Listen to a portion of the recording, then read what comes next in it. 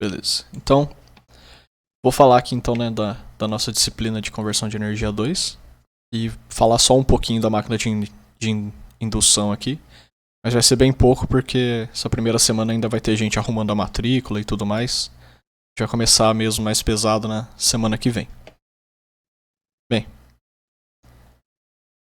Opa. Então aqui tem o que a gente vai ver, né, basicamente nessas semanas aí que a gente vai ter, né? A gente vai ver um pouco de máquina de indução trifásica, né? Tem aqui os tópicos, tem algumas coisas que não estão aqui que a gente vai ver também. Vou falar um pouco de máquina de indução monofásica, porque ela também aparece em alguns lugares e tem umas particularidades dela que eu acho interessante. Mas basicamente é isso daqui, que é a parte mais importante. E depois a gente vai falar de máquina síncrona, né? Então também tem aqui os tópicos. Também podem variar um pouco aqui dependendo do andamento do curso. Eu coloquei essa parte tanto de máquina síncrona como de indução, o ideal, assim, né? Se eu realmente conseguisse dar tudo. Mas dependendo do andamento, como for tiver sendo as dúvidas, ou se eu achar que a aula tá ficando muito pesada, eu tiro algumas partes um pouco mais específicas aqui, que são muito da área de potência e de equipamento, e foco um pouco mais na parte básica. Mas, a princípio, vai ser isso daqui. Bem, como vai funcionar a avaliação do curso?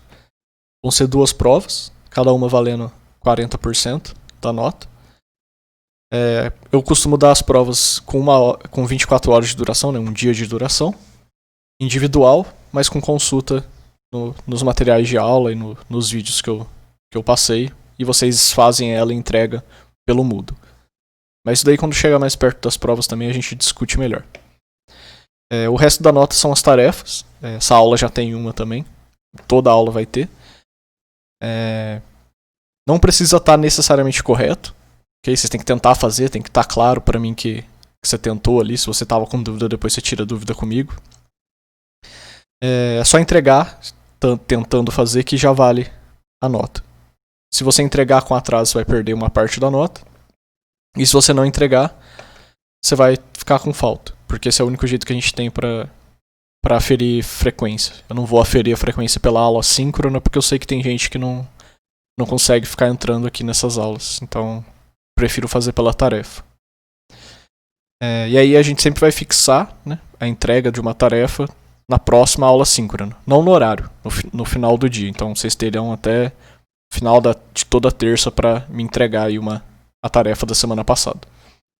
E se precisar de reavaliação, a gente faz a média entre a nota que vocês obtiveram aqui com essa parte e o exame. Como que vai funcionar as aulas em si, né? Então eu vou sempre postar videoaula. Eu vou colocar no YouTube e vou colocar o link lá no Moodle, né? Junto com o material e com a tarefa.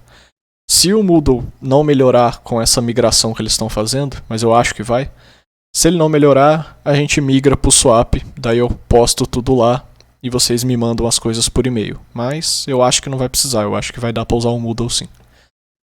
A aula síncrona vai ser sempre aqui, onde eu sempre vou passar um resumo da matéria que eu dei lá na aula que vai estar no YouTube e tirar eventuais dúvidas aí que vocês ficarem.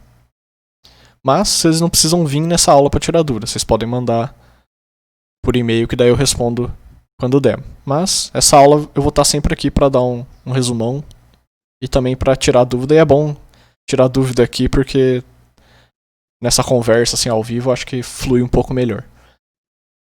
E aí aquilo que eu tava falando, né, do ideal e do que a gente tem, né? No planejamento são lá 17 semanas, ou seriam até 18, mas 17 semanas.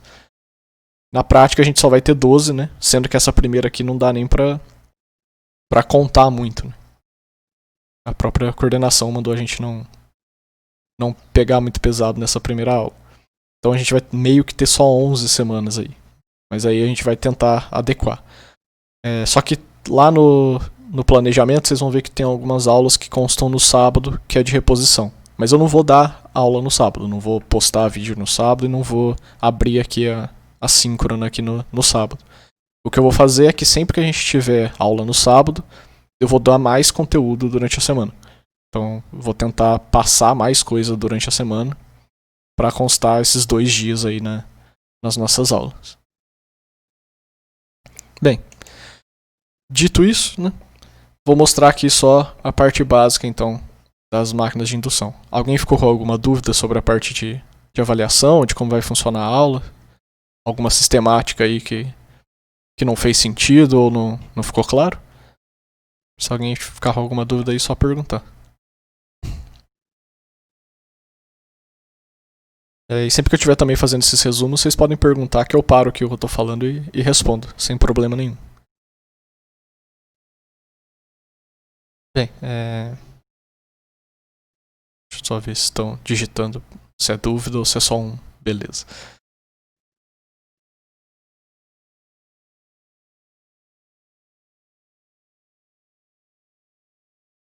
Bem, vou falando aqui então. Então basicamente aqui tem só as partes, né? Eu vou mostrar só a parte estrutural da máquina aqui hoje. Não vou entrar em muito detalhe sobre nada. Né? Então a gente tem aqui diversas coisas aqui. Eu vou entrar em detalhe um pouco sobre cada coisa aqui dentro dessa máquina. Então primeiro a gente tem a carcaça, né? A parte de fora ali, né? Que vai prender o núcleo que eu vou mostrar depois. E a principal coisa que ela tem que fazer é dissipar o calor, né? Então por isso que ela tem essas aletas aqui, né? E tem que ser num material que seja resistente à corrosão.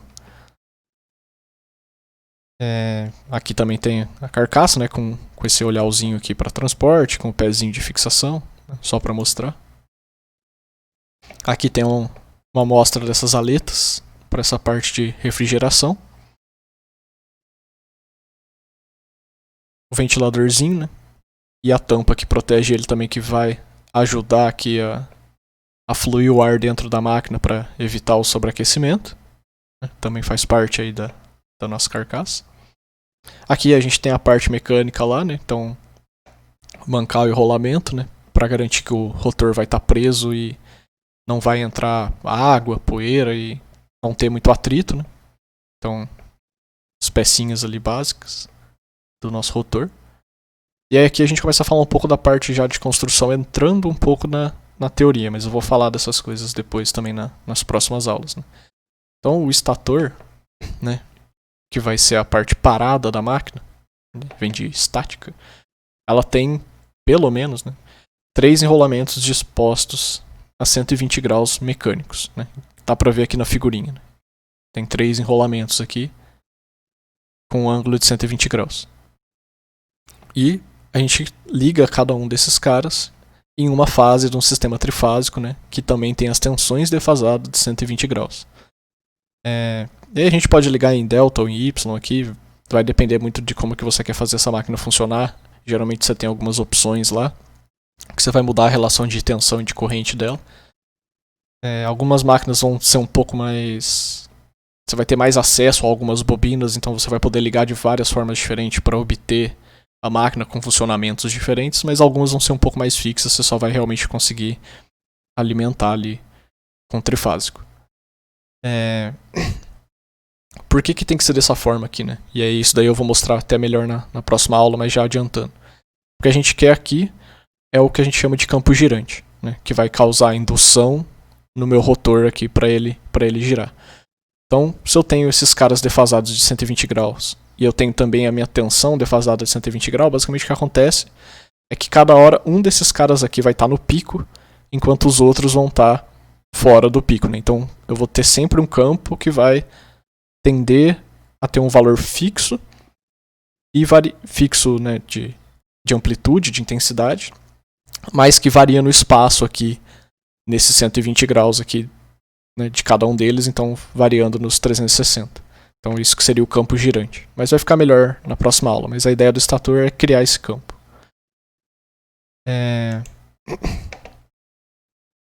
No estator, né, a gente tem o núcleo, né? Então isso aqui lembrando lá de circuitos magnéticos, né? Então ele tem que, além de suportar o nosso enrolamento, ele vai ter que fazer um fluxo magnético passar por ele e ajudar também nessa parte de refrigeração.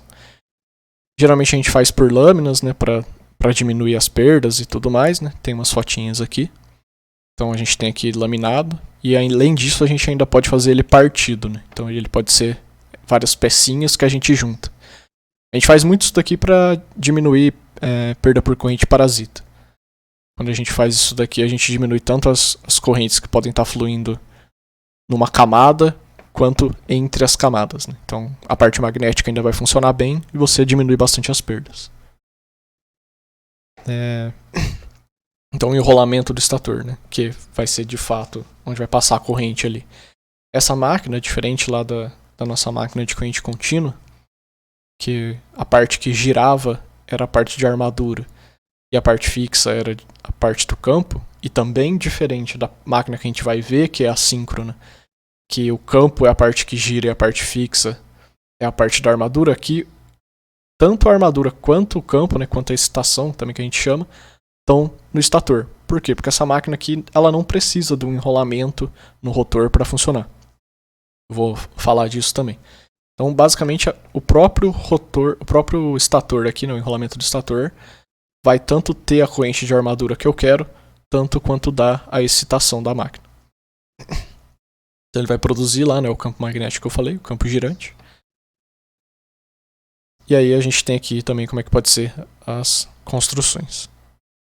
Mas essas coisas também vou entrar mais em detalhe depois, né? Então aqui também tem as fotinhas, né? O enrolamento lá no estator. Aqui tem uma grande aqui com um cara montando. E aqui uma pronta, né? Só faltando terminar aqui de colocar a proteção da Siemens aí. Bem, e aí a gente vem pro rotor, né? Que seria a parte de dentro aqui desse carinha.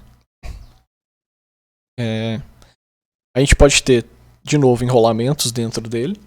Ou a gente pode ter só umas barras condutoras, que é o mais comum, né? Que é o que a gente chama de gaiola de esquilo. Eu vou entrar mais em detalhe também para falar dele. O campo girante então, que a gente tinha lá no estator vai induzir tensão aqui, né? Lembrando lá de conversão 1, né? Se eu vou ter o campo variável, eu tenho a força ali, né? Eu vou ter a indução de tensão e isso vai ter a força ali por causa do campo magnético, que ele vai estar dentro. E aí se a gente curto-circuitar esse enrolamento aqui, né? No caso bobinado, a gente volta a ter o gaiola de esquilo, né? Você fala, então professor, por que eu tenho essa bobina aqui no rotor se para usar ele para rodar eu vou precisar curto-circuitar? A gente costuma curto-circuitar só na partida desses casos. Eu deixar praticamente curto-circuitado pra gente não ter uma corrente pra gente não ter uma corrente alta ali, não ter algum problema com a parte de controle. Mas aí quando o motor já está em operação, a gente pode, no caso desse cara que é bobinado, a gente pode mexer nisso para mexer um pouco ali na estação da máquina. Também vou falar um pouco disso depois, mas esse tipo de máquina é menos comum. Está sendo bastante utilizado em gerador eólico. Mas isso daí a gente discute mais pra frente. Bem, e para ter essa indução aqui, né, na máquina, ela não pode rodar com a mesma velocidade do campo girante, né? Porque o que faz a máquina induzir a tensão é exatamente essa variação no campo. Então tem que ter alguma coisa variando ali. Se eu tô com o rotor rodando na mesma velocidade do campo girante, o rotor tá vendo nada de campo, porque ele tá seguindo a mesma coisa. Então essa máquina nunca vai rodar na velocidade síncrona, nunca vai rodar junto com o campo girante, porque senão eu não vou ter indução de tensão. Então por isso que a gente chama ela de máquina assíncrona, que é o outro nome da nossa máquina de indução. Inclusive vai entrar o conceito de escorregamento, que eu vou mostrar já acho que na próxima aula, que faz essa relação entre qual seria a velocidade síncrona da máquina e qual a velocidade que ela está. Porque isso daí vai entrar em praticamente todos os cálculos que a gente fazer. Então, a gente tem o rotor, né? Que tá os condutores, então, onde vai ter a tensão e a corrente induzida lá pelo campo girante. Ele também é formado lá, então, pelo eixo, pelo núcleo e pelos condutores, com esses dois tipos de rotores aí que eu falei. Aqui, então, tem só as fotinhas, né? Do núcleo também laminado aqui. Aqui tem do estator e aqui dentro do rotor. Aqui tem a fotinha, então, da nossa gaiola de esquilo. E a gente vê que ela tem essa parte torta aqui, entre aspas, né? Na diagonal. Por que essa nossa barra condutora aqui, tanto nesse caso quanto nesse, tem esse ângulo aqui? Porque dessa forma, eu vou garantir que sempre eu vou ter alguma barra com um pouco de fluxo, né? Porque imagina que fosse reto. Eu vou ter o ápice do fluxo passando por uma barra. A hora que rodar, o meu torque não vai ser mais uniforme, porque eu vou estar num espaço sem barra nenhuma. E isso pode causar trepidação na máquina, pode causar perda e tudo mais. Então a gente faz isso meio inclinado, porque daí eu sempre vou ter uma parte do meu rotor que vai estar imerso ali no campo, girante, e isso sempre vai me dar um torque uniforme. Aqui tem outra fotinha, né, mais bonita aqui. Aqui com detalhes para uma máquina maior. Aqui também de uma máquina bem grande, embora que não dê para ter noção, né, mas é daquela máquina lá da Siemens que eu mostrei antes.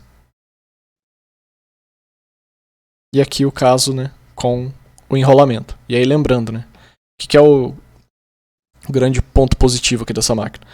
Se eu usar sempre a gaiola de esquilo, né, não usar o rotor bominado, eu nunca vou precisar ter contato com a parte que está rodando. E se vocês lembrarem lá da parte de corrente contínua, né, que é essa parte aqui, que tem as escovas e tem esses anéis aqui coletores, isso aqui sempre gera perda, gera faiscamento, tem que ficar fazendo manutenção na máquina por causa disso daqui, porque esse grafite vai desgastando. Então o rotor bobinado a gente ganha, obviamente, controle aí um pouco melhor da máquina, a gente consegue trabalhar em outras situações, mas aí você perde o grande negócio dessa máquina, que é não precisar de tanta manutenção. Essa máquina é a mais simples, se for com o rotor gaiola de esquilo, porque nada vai estar tendo contato com a parte que gira, você só precisa realmente alimentar a máquina e trabalhar. Aqui também tem só o esqueminha então dos núcleos, né? E aqui tem a máquina fechada então com essa parte que eu falei aí dos ângulos, né? Aqui seria um caso com mais polos. Então aqui tem o conjuntinho inteiro aqui, né? Aberto com a parte de ligação, com o ventiladorzinho. Uma parte aqui cortada que dá pra ver, né? O estator com enrolamento, com a parte da gaiola de esquilo aqui. E aqui tem basicamente as aplicações que a gente usa na máquina de indução, né? A máquina de indução é o principal motor que a gente usa nas indústrias, exatamente por causa disso que eu falei, né? Menos manutenção. É uma máquina que a gente relativamente está acostumado com o funcionamento dela, vocês vão ver como ela funciona. E se você sabe a carga que vai operar, você consegue usar esse motor de uma forma relativamente bem eficiente. Então é uma máquina que a gente usa bastante. Aí aqui a parte que eu falei de gerador eólico, né? A gente usa também essa parte com gaiola de esquilo, mas a gente está usando bastante a parte com rotor bominado para fazer um pouco de controle com eletrônica de potência. Por que isso? Porque o gerador eólico ele roda muito mais devagar, né, do que a frequência da nossa rede. Então você precisa de algumas jogadas ali, tanto mecânicas com umas caixas de engrenagem, quanto elétricas para garantir que a sua energia ali vai sair com a frequência correta. Aí aqui tem só mais uma fotinha com alguns dados aqui de um motor bem grande ali, né? 80 megawatts de potência nesse motor. E aí então o exercício, né, a nossa tarefa aí para entrega da próxima aula. Essa primeira eu costumo dar uma tarefa um pouco mais filosófica assim nessas primeiras semanas. Aí na próxima a gente começa a fazer um negócio mais específico. Então o que eu quero basicamente é que vocês escrevam, pode ser em tópico mesmo, ou se quiser escrever um pouco sobre o que vocês lembram mais sobre a máquina CC, porque é bom para mim ter uma base do que vocês lembram de funcionamento das máquinas, porque vários conceitos que a gente vai usar tanto aqui na máquina de indução, mas principalmente na máquina síncrona, estão ligadas ali com a máquina CC, e é bom para eu saber se eu tenho que focar alguma coisa, tenho que revisar e tudo mais. Beleza? Então é naquele esquema. Eu vou abrir o Moodle para vocês entregarem. Acho que ainda não migrou, né? Qualquer coisa eu até dou uma estendida no prazo dessa primeira tarefa aqui. Mas assim que o Moodle estiver disponível, eu coloco lá esse material e o vídeo e coloco a entrega para vocês. Beleza? Aí na próxima aula a gente vai começar mesmo a matéria então da máquina de indução, né? Aí eu vou julgar lá como na próxima semana já teria esse negócio do sábado que eu falei, né? A gente já ia ter uma reposição no sábado. Talvez fique coisa demais, daí eu já vou ter que dar uma mexida na matéria, mas quando eu terminar de montar a aula e gravar essa primeira, aí eu decido como é que vai ficar. Mas a princípio seria isso daqui na próxima aula. E meu contato é esse daqui se vocês precisarem tirar alguma dúvida aí, né? Além dessa aula 5.